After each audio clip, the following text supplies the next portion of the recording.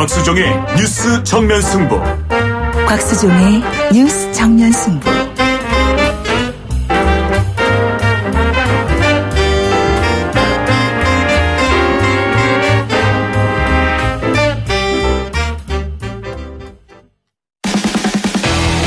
돌려보고 비틀어보는 오늘의 이슈. 이종훈의 뉴스 측면 승부. YTN 뉴스 FM 94.5 뉴스 정면 승부 시작하겠습니다. 3부 시작하겠습니다. 이종훈 박사의 비틀어보고 또 돌려보는 시사계의 측면 승부를 한번 오늘 걸어보겠습니다. 이종훈 박사 오셨습니다. 안녕하십니까? 네, 안녕하세요. 오늘은 또 어떤 승부를 한번 걸어보시겠습니까? 승부라 그러니까 갑자기 소름이 쫙 돋는데요. 왜요? 뭔가를 해야 될 것 같은. 네. 오늘 이슈는 노동이사제. 노동이사제? 네. 아, 그럼 노동자들이 이사회에 소속이 된다 이 말씀을 지금 하시는 건가요? 예, 그렇습니다. 그러니까 노동조합이 예. 이사를 선임해서 이사회 아시죠? 알죠. 이사회에 파견을 하는 제도를 이야기하는 거고요. 네. 우리나라에서는 뭐 노동자라는 표현보다 근로자라는 표현을 법적으로 사용하고 있지 않습니까? 네. 그래서 이 근로자 이사제라고 하는 명칭으로 많이 쓰이기도 합니다. 이거 자칫 잘못하면은 이것도 그죠? 파워 게임의 일종이 될 수가 있는데. 네, 그렇습니다. 그런데 어찌 됐건 예. 문재인 정부가 이걸 좀 확대를 하려고 하는 그런 결정을 내렸습니다. 네. 오늘 그 국정운영 5개년 계획 100대 과제 발표가 있지 않았습니까? 예. 예, 거기 하나로 이게 좀 포함이 됐습니다. 네. 그러니까 이미 이제 이 대통령 후보 시절에 예. 재벌 개혁안 발표하면서 노동이사제 공공부문에서 먼저 도입을 하고 네. 그다음에 민간기업으로 확대하겠다라고 하는 계획을 발표를 했는데요. 예. 이번에 이게 아예 100대 과제에 딱 포함이 됐고요. 예. 그래서 내년부터 공공기관에 일단 이 노동이사제를 도입을 하겠다. 예. 그래서 관련 법률 이번 정기국회 때 통과시키겠다라고 예. 지금 이야기를 하고 있습니다. 예. 네. 벌써부터 이제 이렇게 되면은 어떻습니까? 저기 도입된 기관들도 있죠, 이미. 서울시 산하에도, 그죠? 예, 그렇습니다. 지금 국내에서는 서울시에서 가장 먼저 도입을 했습니다. 네. 그러니까 해외에서는 1951년 독일에서 이제 가장 먼저 도입을 했고요. 네. 뭐 덴마크, 스웨덴 같은 뭐 서유럽 내지 북유럽 국가 19개 나라에서 이미 도입을 한 그런 그 상황입니다. 네. 예, 우리나라에서는 서울시가 이제 2016년 9월 말에 조례를 아예 제정을 했고요. 네. 지금 현재 어떻게 되어 있냐면 100명 이상인 서울시 산하 투자 출연 기관에 이제 근로자 이사를 의무적으로 도입을 하도록 이렇게 돼 있습니다. 예. 1명 또는 2명 이렇게 돼 있고 뭐 그동안 서울연구원을 비롯해서 서울산업진흥원, 서울신용보증재단, 서울문화재단 이런 곳에 예, 이 노동이사제가 일단 도입이 된 그런 상황이긴 하죠. 이번에 이제 전체 중앙정부 산하기관으로까지 이제 확대되는 겁니다. 반응이 어떤 것 같습니까? 현재 이렇게 진행하고 있는 기관들에서는. 아직까지 평가를 내리기는 좀 이르죠. 아무래도. 그러니까 도입한 게. 그렇죠. 예. 도입한 지가 얼마 안 됐기 때문에 이제 그런 거고요. 네. 그런데 이제 우려를 표하는 그런 이제 사람들은 없잖아 있습니다. 전문가들 중에도 좀 나오고 있고요. 누굽니까? 근데 뭐 특히 이제 이현재 자유한국당 정책위 의장이 안 그래도 이게 지금 국정기획위에서 이제 약간 논의가 되니까 그때 이제 우려를 좀 표현을 했어요. 그러니까 이게 안 그래도 지금 공공기관들이 좀 방만 경영이 좀 심하잖아요. 심하죠. 적자도 굉장히 심하고 그런데 오히려 그걸 더 가중시킬 거다. 역시 이렇게 되면 이제 노사관계가 뭐 좋게 말하면 굉장히 이제 분위기는 좋아지는데 이렇게 되면 이제 그 노조의 요구를 좀 더 많이 수용을 할 가능성이 높아진다는 거죠. 네. 특히 이제 뭐 임금 인상 요구라든가 이런 것들을. 그렇죠. 예, 그런 상황으로 가면 안 그래도 지금 공공기관들이 전반적으로 급여가 너무 높다 뭐 이런 지적이 없잖아 있는데 이렇게 되면 역시 경영은 더 나빠질 거다. 예. 그게 결국은 국민 부담으로 돌아가는 거 아니냐. 이런 지적이 지금 일각에서 나오고 있습니다.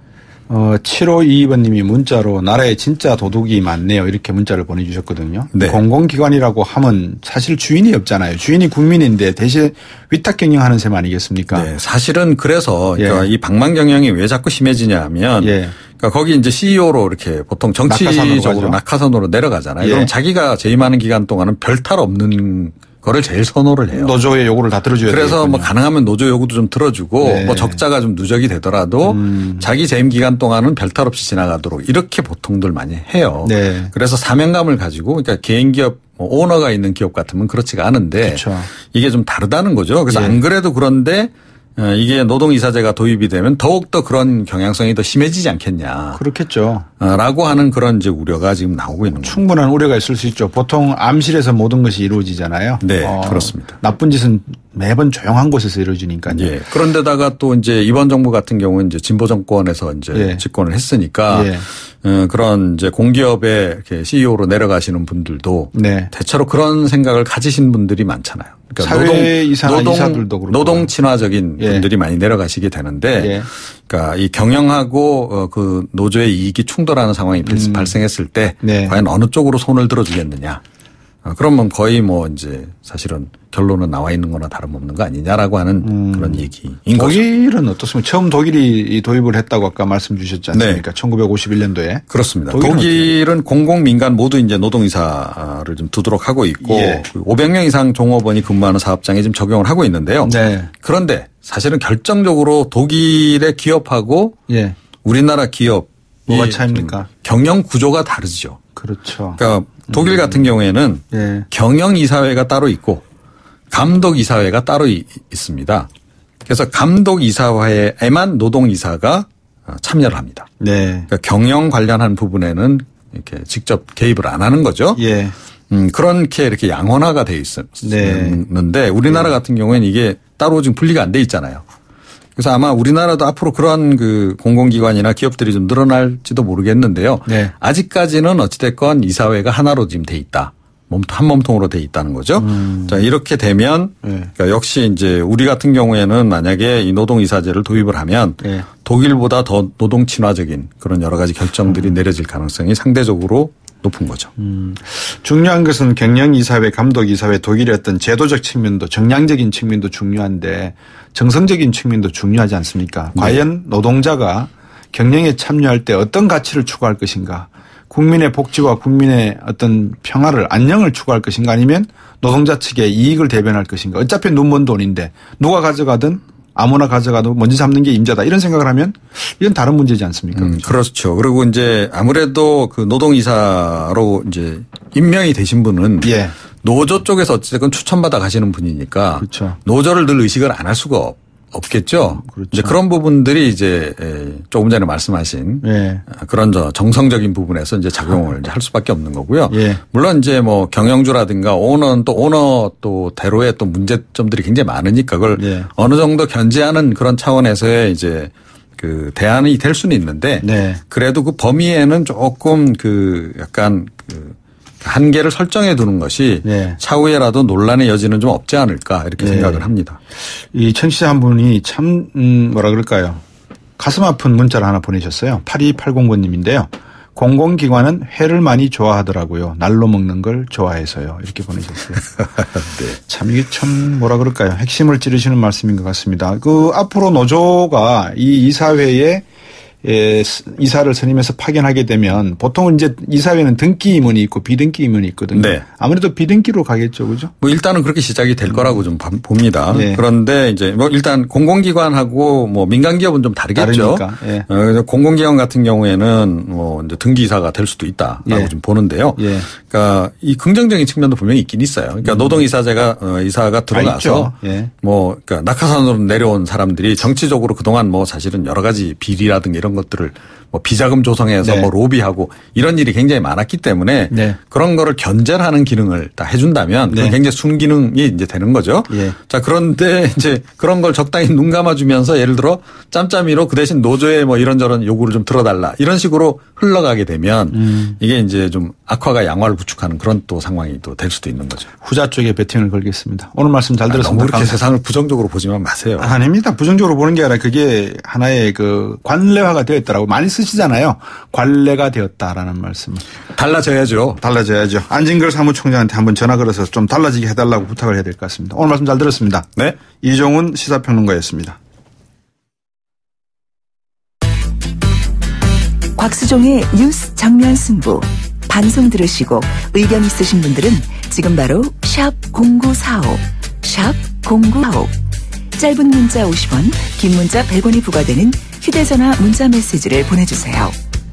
오늘 들으신 방송은 YTN 라디오 홈페이지와 곽수종의 뉴스 정면 승부 팟캐스트를 통해 다시 확인할 수 있습니다.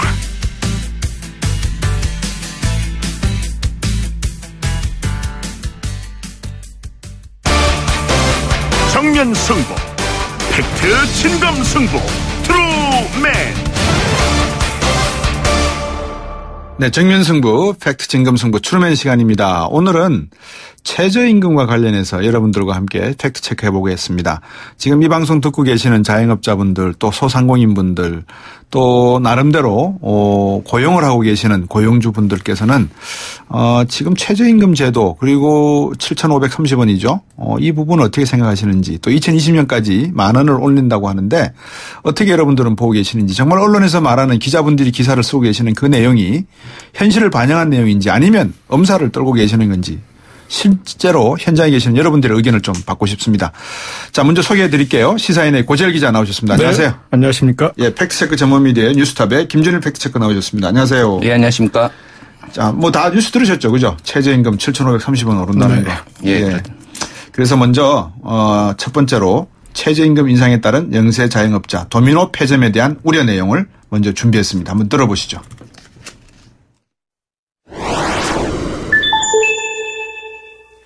내년도 최저임금 인상 결정은 최저임금 1만 원 시대로 가는 청신호입니다. 또한 극심한 소득 불평등을 완화하고 소득 주도 성장을 통해 사람 중심의 국민 성장 시대를 여는 대전환점이 될 것입니다.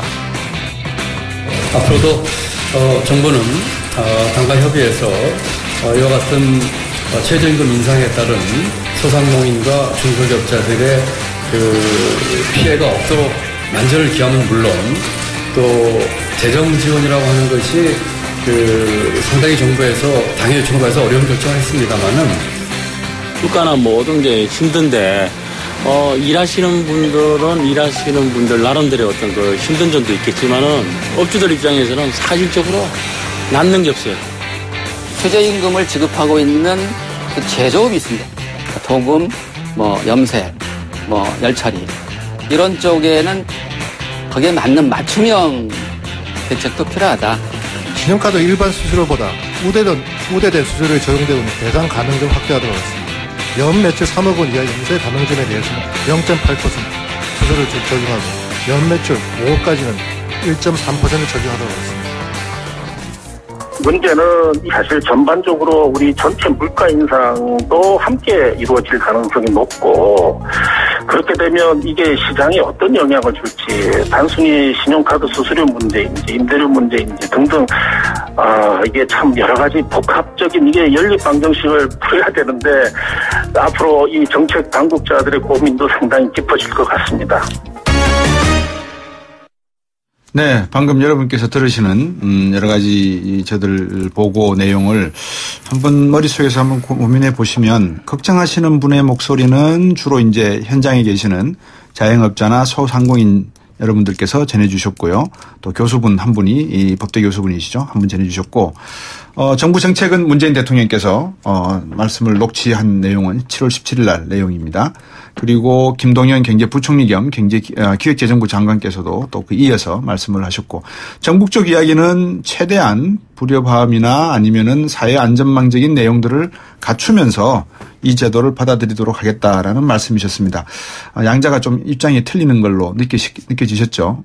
그래서 오늘 팩트체크는 이 부분에서부터 출발을 한번 해볼까 합니다. 어떻습니까?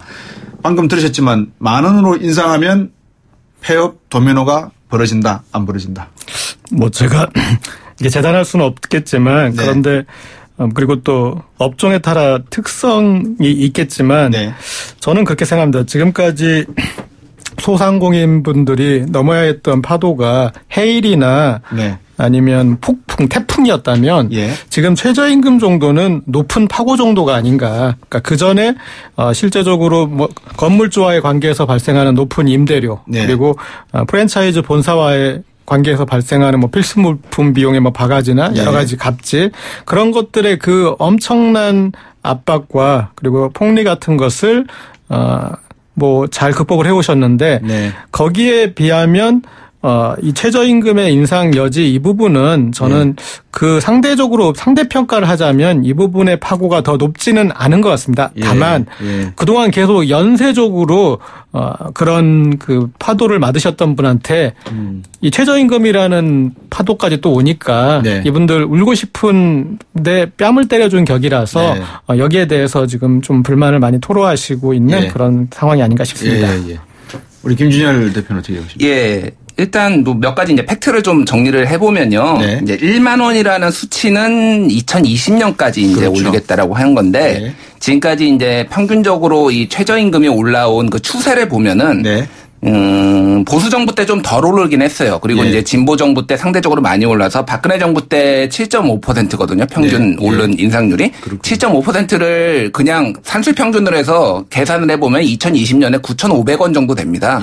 사실 그래서 1만 원이라는 게 지금은 들으면 7,000원에서 뭐 1만 원 하니까 굉장히 크게 느껴지지만은 그 정도 지금까지 올라왔던 그 추세를 보면은 9,500원과 300원인가 그럴 겁니다. 그 1만 원에 그렇게 큰 갭이 있는 건 아니거든요. 그래서 너무 이렇게 1만 원에 지금 당장 포커스를 맞출 필요는 없고 현재 있는 7,530원에 좀 더 이제 초점을 맞출 필요는 있고요. 또 하나는 이제 폐업 도미노라고 이제 뭐 이제 일부 언론에서 우려를 하고 있는데 현재 이제 뭐 그 통계청 자료를 보면은요. 2015년 자료죠. 그 1년 동안 100 자영업자입니다. 이건 자영업자인데 소상공인하고 좀 다르긴 하지만은 106만 명이 창업을 했고요. 74만 명이 폐업을 했습니다. 1년 동안. 그러니까 하루에 3,000명이 매일 창업을 하고요. 2,000명이 매일 폐업을 합니다. 그러니까 이게 사실 이제 창업과 폐업은 원래 이제 뭐 자본주의 사회에서는 많이 발생하는 거기 때문에 자연스러운 거고요. 다만 이제 이 임금이 정말 이 최저임금이 부담이 돼서 이 폐업을 할 것인가에 대해서는 이견이 있는데 근데 뭐 이제 업종마다 다르죠. 그러면은 임금이 차지하는 부분이 큰 업종이 있고 작은 업종이 있는데 이제 많은 뭐 프랜차이즈들 뭐 이제 특히 이제 자영업 중심으로 보면은 프랜차이즈의 가맹비라든지 뭐 이런 것 임대료라든지 이런 것들이 차지하는 비중이 훨씬 크거든요. 그래서 뭐 이제 분명 영향은 있을 겁니다. 하지만은 이것 때문에 뭐 폐업을 한다든지 도미노처럼 뭐 도산을 한다든지 그런 일은 좀 너무 그 과한 좀 그런 시각이 아닌가 그렇게 보고 있습니다. 임대료 비중 방금 말씀하셨고 유통비 또 있고 프랜차이즈 가맹비 있고 예를 들면 최근에 이제 치킨이 이슈가 된 적이 있었지 않습니까? 하림 쪽에서 농가에다가 뭐 한 1,000원 주고 닭을 맡기면 사료비 각각 통해서 한 450원 정도 또 500원 정도 비용이 들어서 한 1,500원 정도 원가를 만들어내면 닭을 만들어내면 한 1,800원의 할인이 가져가서 그게 치킨집에 BBQ라든지 교촌에 오면 2만 원이 된다는 거 아니겠습니까? 그럼 이제 자영업자분들이나 이런 분에서는 2만 원도 지금 뭐 AI 때문에 상당히 판매가 저조하고 내수가 지금 사르른 판인데 여기에다 인건비 상승까지 더해져 버리면 우리는 도대체 어디다 하소연을 해야 되냐 이제 이 말씀이 방금 도미노 현상의 한 부분을 이루고 있는 것 같아요. 그래서 이제 팩트 체크해야 될 부분 중에 하나가 지금 우리 경제 상황이 이만큼 최저임금을 함께 고민할 만큼의 어떤 사회 안전망은 있는가? 그다음에 두 번째는 이 안전망이 없다면 이 만 원으로 올리면서 어떤 순으로 지금 정부는 아까 기획재정부 김동연 장관도 말씀하셨지만 대응책을 마련할 것인가. 이 부분을 좀 같이 말씀해 주셔야지만 자영업자분이나 소상공인분들이 좀 편안하다 그럴까요? 근데 이제 이 최저임금 인상에 따른 문제 의식을 한번 좀 짚어볼 필요가 있을 것 같은데요. 그러시죠. 그동안 지난 9년 반 동안 이명박 정부, 박근혜 정부의 마인드는 탑다운 방식으로 기업하기 좋은 나라를 만들면 기업이 잘 되면 노동하기 좋은 나라도 된다. 이런 마인드였는데 대기업을 위한 거였죠. 그렇죠. 이제 지금의 문재인 정부는 노동하기 좋은 나라를 만들면 노동자들이 소비를 많이 하고 그러면 또 기업하기 좋은 나라가 되지 않느냐. 그래서 이제 반대의 방향의 문제의식이고 그래서 압박의 방향도 반대인 것 같습니다. 이명박 정부 박근혜 정부에서는 대기업의 혜택을 주로 주는 시기였습니다. 가장 많은 혜택을 대기업이 받고 네. 대충 산정해 보면은 100조 원 정도의 그런 이 혜택이 몰리는 게 이제 대기업이었는데 네. 그 다음에 그 대기업이 중소기업을 압박하고 또 중소기업은 거기 하청업자들을 압박하고 하청업체들은 또 이런 이제 가맹점을 압박하고 가맹점은 또 아르바이트생을 압박하는 이런 구조였던 그렇죠. 것이 네. 지금까지의 어떤 산업 구조적인 문제였는데 네. 문재인 정부에서는 최저임금도 있겠지만 비정규직 정규직화 그리고 앞으로 간접 고용에 대해서도 이제 본격적으로 제재를 할 것 같은데 그러니까 네. 파견직을 다시 손보는 거. 그래서 우리는 흔히 이제 좀 속된 표현으로 인건비 따먹기라고 하잖아요. 네. 그런 행위를 못하게. 예, 그래서 본인이 일한 것은 본인이 받아갈 수 있게 그런 만드는 그렇죠. 구조. 그렇게 해서 이 사람들을 위해서 이 가맹점주를 압박하고 또 가맹점주를 위해서 임대료나 아니면 네. 프랜차이즈 가맹비나 해가지고 본사나 건물주를 또 압박하는 구조. 네. 그리고 또 중소기업과 대기업에서 대기업을 압박하는 구조. 이런 식으로 아래에서 위로 그 압박을 같이 가는 구조이기 때문에 네. 그 큰 프레임이 제가 봤을 때는 경제 안전망이라고 생각하고요. 네. 그러니까 이 지금 최저임금만 딱 놓고 보면은 이거는 소상공인들이 감당하기 힘든 어떤 갑작스러운 증가이기 분명하지만 전체 방향으로 보자면 그 소상공인을 위해서 또 다른 정책들이 적극적으로 시행된다면 네. 거기에서 우리가 지난 9년 반 동안 기업하기 좋은 나라를 만들면 노동하기 좋은 나라가 될 것이라 생각했는데 안 됐지 않습니까? 그래서 이 다른 실험이 이루어질 때 이거의 어떤 경제에 재정렬하는 그런 어떤 일환으로 이렇게 이해할 필요가 있지 않나 싶습니다. 예, 김준일 대표. 예, 고재열 기자가 잘 정리를 해줬는데요. 지금 일부 언론에서 이제 이런 이 보도를 이제 몰아가는 방향이 네. 소상공인 소위 말하는 고용주들과 네. 그 일을 하는 노동자들 이 둘의 대결로 이렇게 몰아가고 있는데 사실은 그게 문제가 아니거든요. 네. 사회 전체적으로 부가 공평하게 나눠지지 않고 밑에까지 내려가지 않으니까 소상공인들이 어려운 거고 그래서 노동 착취까지 이어질 수밖에 없는 이런 구조가 문제인데 어쨌든 정부가 공정거래위원회가 특히 이제 앞장서서 불공정 관행을 지금 바로잡겠다고 나섰고 네. 동시다발적으로 이루어지는 거 아닙니까? 그렇죠. 임금도 올려주면서 그러면서 불공정 관행을 잡아서 그래서 소상공인 어떤 자영업자들의 소득도 올려주겠다. 왜냐하면 아까 말씀드렸지만 굉장히 많은 부분이 임대료라든지 프랜차이즈의 어떤 갑질 관행 이런 걸로 굉장히 불이익을 보는 분들이 많으니까 그런 네. 것들을 바로 잡겠다라고 하는 것이고요. 그래서 이거는 조금 지켜보면서 어떤 식으로 이제 실제적으로 이루어지고 그런 거를 좀 볼 필요가 있을 것 같습니다. 예. 시사인의 고재열 기자와 뉴스톱의 김준일 팩트체크와 함께 팩트 진금 승부 추루맨 진행하고 있습니다. 잠시 후 4부에서 이어가도록 하겠습니다.